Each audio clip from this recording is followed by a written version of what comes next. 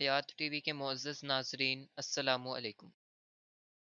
ہوا یہ کہ ایک شخص کا انتقال ہو گیا۔ جب اس کو دفن کرنے کی باری آئی اور اس کا نماز جنازہ پڑھا، جیسے ہی اس کا نماز جنازہ پڑھا گیا تو ایک آدمی نے اس کی چارپائی پکڑ لی اور وہ کہنے لگا اس نے میرے 45 لاکھ روپے دینے ہیں، پہلے پیسے دو پھر دفن کرنے دوں گا۔ اس آدمی کے 3 بیٹے بھی تھے، مکان جائیداد بھی تھی۔ اس آدمی کے 3 بیٹوں سے لوگوں نے کہا کہ تمہارے باپ کو وہ دفن کرنے نہیں دے رہا، بہت شور مچا رہا ہے۔ اور وہ آدمی بھی ان کا قریبی رشتہ دار تھا اور اس کے والد کا بزنس پارٹنر بھی تھا اور بہت مضبوط تعلقات تھے ان کے۔ اس نے کہا پہلے پیسے دو پھر دفن کرنا۔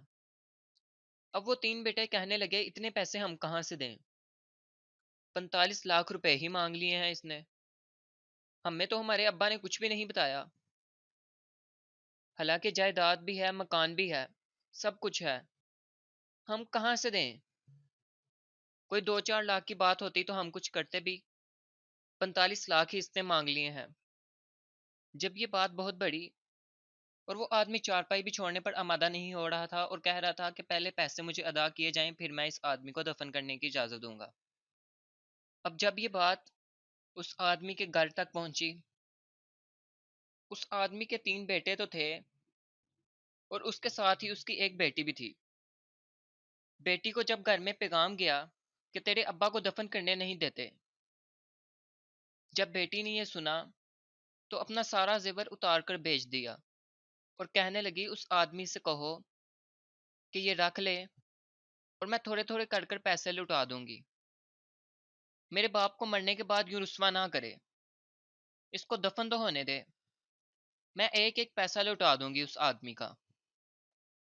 جب اس بیٹی نے 8 سے 10 لاکھ کا زیور اسی وقت اس آدمی کو دے دیا تو وہ قرضہ لینے والا کہنے لگا اے لوگوں مجھے معاف کر دو اور اس کو دفن کر دو۔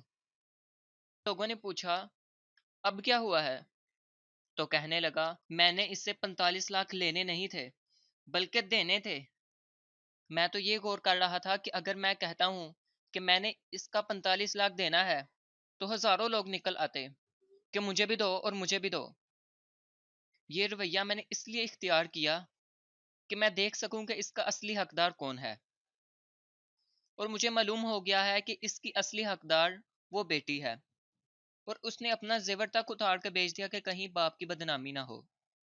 اس آدمی نے مجھے وصیت کی تھی کہ میرے پیسوں کو ایسے ہی کسی کے ہاتھ میں نہ پکڑا دینا، میرے اصل وارث کو دینا، تو مجھے اصل وارث مل گیا ہے، اب میں اور کسی کو نہیں دوں گا، اور میں اب پیسے اسی بیٹی کو دوں گا کیونکہ یہی اس کی اصل حقدار ہے جس نے باپ کے لیے قربانی دی۔